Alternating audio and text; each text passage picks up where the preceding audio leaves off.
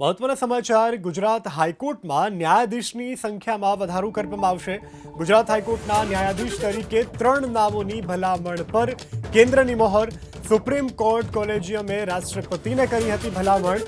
કુલ 52 ન્યાયાધીશની જગ્યાની સામે 3 નવા ન્યાયાધીશ મળતા કુલ સંખ્યા 32 થઈ। તો હવેથી હાઈકોર્ટ પરિસરમાં પ્રવેશ માટે હેલ્મેટ ફરજિયાત અને આ સાથે 3 નવા ન્યાયાધીશો જે છે તેની સંખ્યામાં વધારો કરાશે। તેને લઈ વધુ વિગત સાથે સંવાદદાતા તેજસ મહેતા આપણી સાથે જોડાઈ ગયા છે। તેજસ, હાઈકોર્ટનો મહત્વનો પરિપત્ર અને ત્યારબાદ ન્યાયાધીશની સંખ્યામાં વધારાને લઈને મહત્વના સમાચાર, શું વધુ વિગત?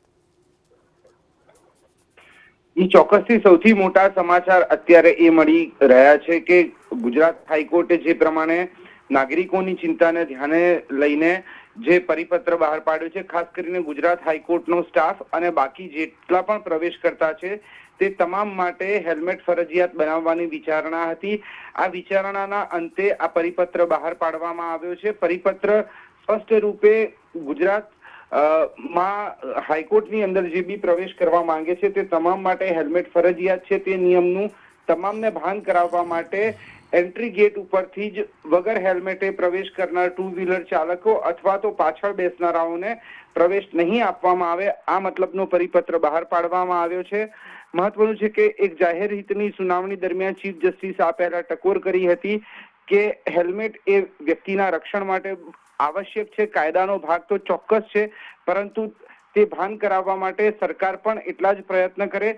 સાથે જ સરકારી કર્મચારીઓ માટે પણ આ પ્રકારે નિયમો લાગુ કરવા અથવા તો સૂચનાઓ જાહેર કરવા માટે કોર્ટે ટકોર કરી હતી, જેના સ્વરૂપે એડવોકેટ જનરલે કોર્ટને ખાતરી પણ આપી હતી કે સરકારી કર્મચારીઓ માટે પણ ગુજરાત હાઈકોર્ટ જે પ્રમાણે નિર્ણય લેશે તે પ્રમાણેના નિયમો લાગુ પડાશે।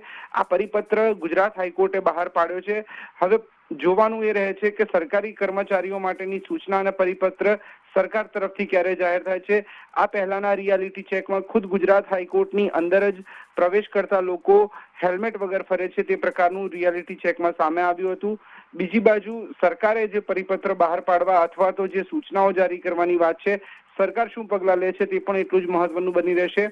બીજા મહત્વના સમાચાર એ પણ છે કે ગુજરાત હાઈકોર્ટના ન્યાયાધીશોની સંખ્યામાં વધારો થવા જઈ રહ્યો છે। 3 ન્યાયાધીશો જે કેન્દ્ર સરકાર તરફથી જેમના નામ ઉપર મંજૂરીની મોહર મારવામાં આવી છે, પરમ દિવસે તેમની શપથવિધિ થશે તે પ્રકારના સમાચાર પણ હાલ પ્રાપ્ત થઈ રહ્યા છે। જી, જાણકારી બદલ આભાર।